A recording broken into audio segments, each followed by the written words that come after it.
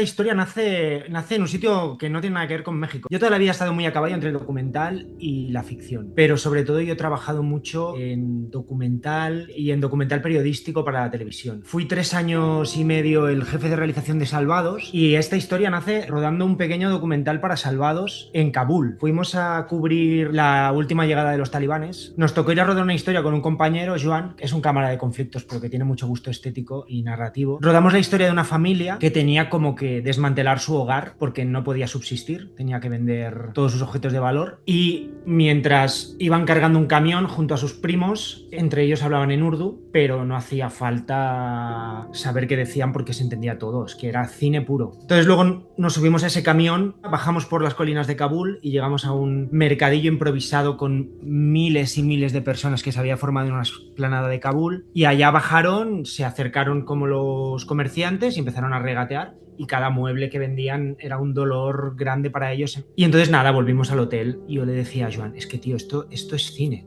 Muchas veces el documental se infravalora un poco la capacidad narrativa que tiene, porque la realidad casi siempre supera la ficción. Justo el día de antes habíamos entrevistado a una chica que era la presentadora del telediario más famoso de Afganistán. La habían despedido y los talibanes la estaban buscando para matarla. Y pensé, si hubiéramos escrito una historia de ficción sobre los esfuerzos de esta mujer por abandonar en secreto el país, la hubiésemos colocado en la escena de la mudanza porque ella está allí intentando irse dentro de ese camión y solo hubiéramos puesto un par de líneas de diálogo y hubiésemos aprovechado esa secuencia de verdad para colar un poco de ficción, hubiésemos tenido una situación real de mucho valor de producción en una película que era una historia de ficción pero que estaba explicando una historia también real. Y cuando volví aquí se lo expliqué a Ivonne Cormenzana, que es el productor de Arcadia y de Mundo Cero. Me dijo, está muy bien, me gusta la idea, pero tendrías que encontrar algo que no fuese en Urdu, porque claro, esto yo no lo puedo vender aquí. Y entonces llegué a la conclusión de que tenía que ser México. En esa época había muchas caravanas de migrantes todavía que salían del sur de México al norte. Me impresionó mucho el dato de que 140.000 niños viajaban solos cada año. A partir de aquí empezamos a investigar, empezamos a hablar con Médicos Sin Fronteras, con la red de albergues que había en México y con el relato de todas estas historias decidimos hacer una historia tipo que no es una historia estrictamente real, pero sí que todo lo que hay en esa historia es real porque le ha pasado a muchos niños. Y esto es un poco la génesis de Andy.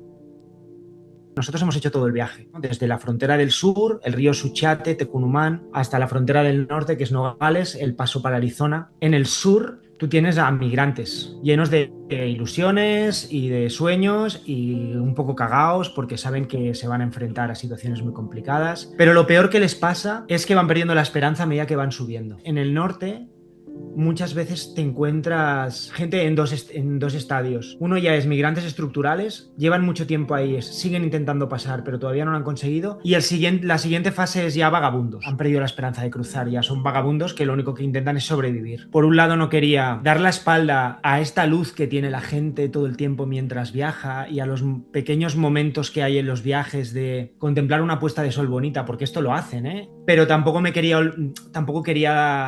olvidarme de lo que es ese viaje. Desde luego no quería dar una visión, un happy end, no quería tener una visión que no fuera realista de lo que les espera cuando llegan. De ahí todo el epílogo de Andy. Lo que hemos retratado en esta película no es el final del viaje, es el paso intermedio del viaje. Cuando llegan al lugar de destino, empieza otro viaje que muchas veces tampoco acaba bien.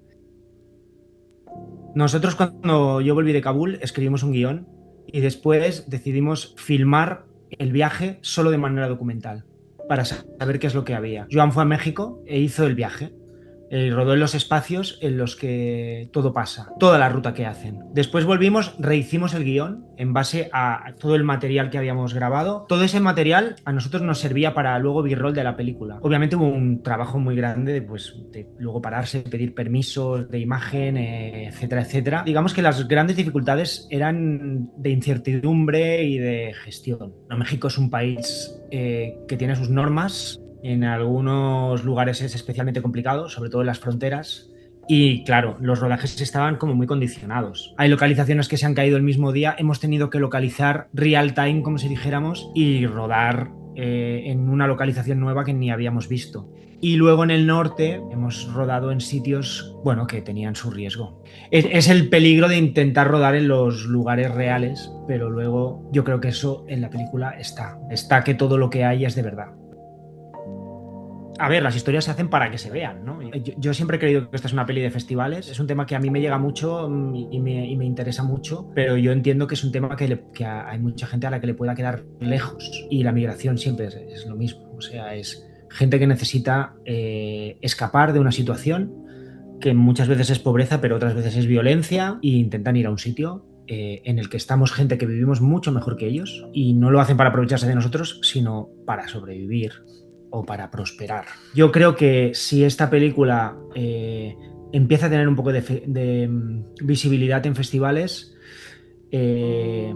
espero que se pueda estrenar con ciertas garantías y que el mensaje llegue a la gente. Cada vez somos más intolerantes con este tipo de situaciones, somos menos empáticos, somos más egoístas en este sentido como sociedad. Yo creo que es necesario que haya mensajes que desafíen un poco esta tendencia imperante que empieza a ver la sociedad de cada vez ser más individualistas, más darwinistas, más egoístas. Hay que explicar una historia de ficción en la que tú consigas conectar con los personajes, consigas conectar con sus necesidades, con sus miedos, con sus inquietudes y entiendas por qué están haciendo lo que hacen. Y este es un poco el objetivo de la película.